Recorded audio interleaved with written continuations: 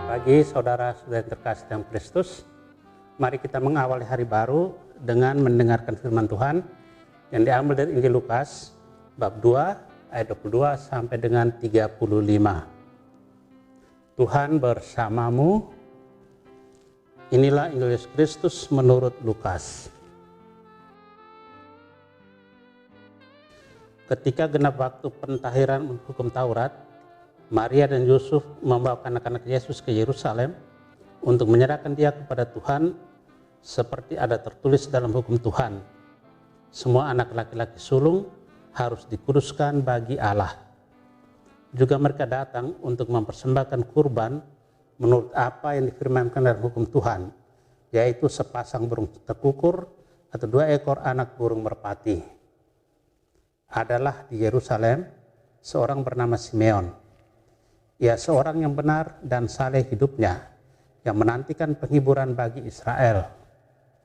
Roh Kudus ada di atasnya, dan kepadanya telah dinyatakan oleh Roh Kudus bahwa ia tidak akan mati sebelum melihat Mesias, yaitu dia yang diurapi Tuhan. Atas dorongan Roh Kudus, Simeon datang ke bait Allah.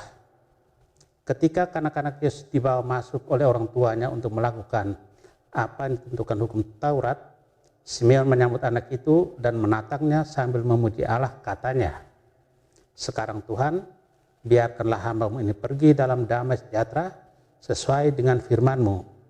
Sebab mataku telah melihat keselamatan yang daripadamu, yang telah Engkau sediakan di hadapan segala bangsa, yaitu terang yang menjadi pernyataan bagi bangsa-bangsa lain dan menjadi kemuliaan bagi umat-Mu Israel." Yusuf dan Maria amat heran akan segala sesuatu yang dikatakan tentang anak Yesus.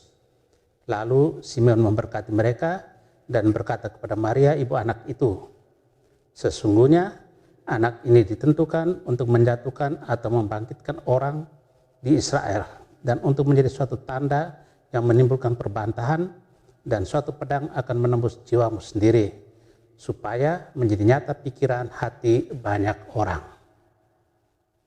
Demikianlah Injil Tuhan.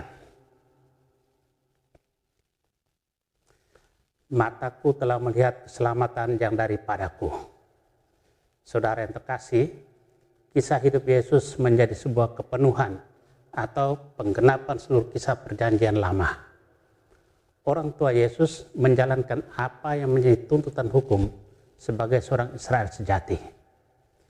Peristiwa ini menjadi istimewa untuk mengingatkan kita pada setiap perjanjian Allah dan Israel dan pembaharuan yang dilakukan ketika Israel tidak setia pada Tuhan. Kehadiran Yesus sebagai Mesias yang dijanjikan dinantikan oleh sisa Israel. Lukas menulis tentang Simeon dan Hana yang siang malam menantikan penggenapan itu. Mereka yang terus-menerus mencari Tuhan dan menantikan penggenapan itu. Simeon dan Hana adalah pribadi yang dipenuhi dengan Roh Kudus. Simeon menyambut anak itu dan menatangnya sambil memuji Allah, katanya, "Sekarang Tuhan, biarkanlah hamba-Mu ini pergi dalam damai sejahtera sesuai dengan firman-Mu, sebab mataku telah melihat keselamatan yang daripadamu, yang telah Engkau sediakan di hadapan segala bangsa." Yesus adalah terang yang datang ke dalam dunia. Ia adalah terang bagi sekalian bangsa yang hidup dalam kegelapan. Simeon kemudian memberkati anak itu, dan kepada Maria, Simeon berkata, "Suatu pedang akan menembus jiwamu sendiri, supaya menjadi nyata pikiran hati banyak orang."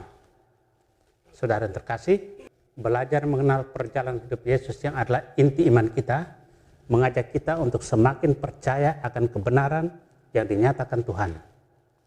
Bacaan-bacaan suci membuka hati kita untuk semakin akrab dengan Dia dengan membaca dan merenungkan firman-Nya.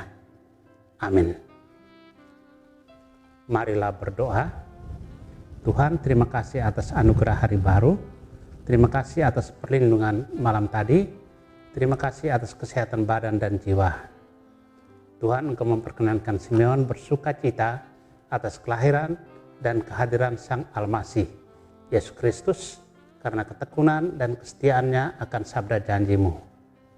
buatlah kami makin bertumbuh dalam iman dan kasih kepadamu, serta berpasrah atas rencanamu bagi hidup kami. Kristus terang dunia, berkatilah keluarga-keluarga kami, jadikanlah kami alat kasih-Mu, dan pantaskanlah kami menjadi hamba-Mu yang setia. Amin. Tuhan bersamamu.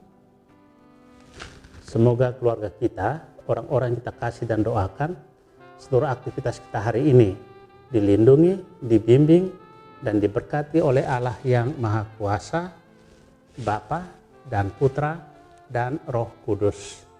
Amin.